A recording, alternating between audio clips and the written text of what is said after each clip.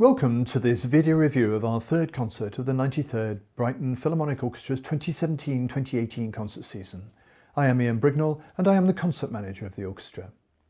In programming this concert, I have gone to three great romantic composers writing in the early part of the 20th century. Unashamedly romantic compositions from a perfect English gentleman, a hugely talented French pianist and composer, and a Russian pianist who stunned everyone with his fabulous piano playing and his very tuneful compositions. Today we have Barry Wordsworth conducting, joined by the brilliant pianist Melvyn Tan. Sir Edward Elgar spent the winter of 1903-1904 in Alassio on the Italian Riviera and gained inspiration for this concert overture in the south by looking at the architecture and landscape of the town where he and his family stayed. He later wrote, "Then in a flash it all came to me, the conflict of the armies on that very spot long ago where I now stood, the contrast of the ruin and the shepherd, and then, all of a sudden, I came back to reality. In that time I had composed the overture, the rest was merely writing it down." The concert overture, which in many ways is more like an orchestral tone poem, was first performed at the Royal Opera House in March 1904 with Elgar himself conducting. It is nearly 20 minutes long and is a showpiece for orchestra, with the opening descending melody being echoed by all the sections of the orchestra. The long viola solo is unusual, firstly for its length, but also for the fact that the viola had been rarely used as a solo instrument in this situation.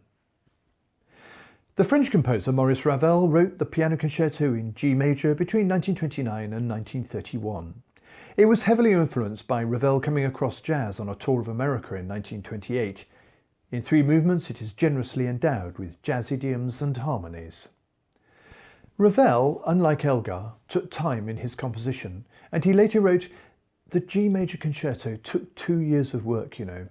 The opening theme came to me on a train between Oxford and London, but the initial idea is nothing.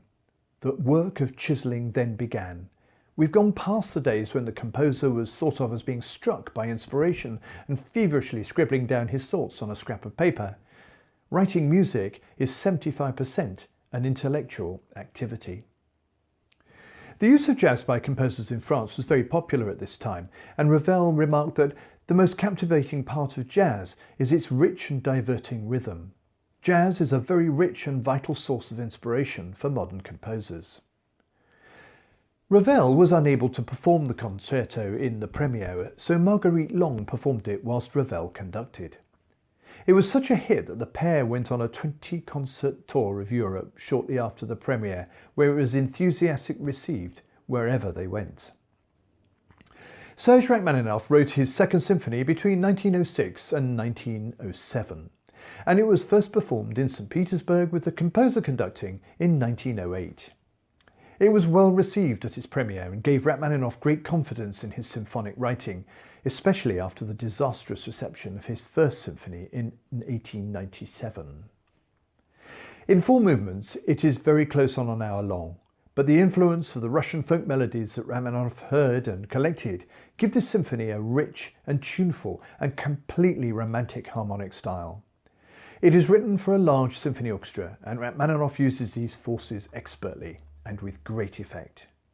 In the second movement, Rachmaninoff's skill in composition is shown by a brilliant fugue, and the opening melody on the clarinet in the third movement must surely be one of the longest tunes ever written.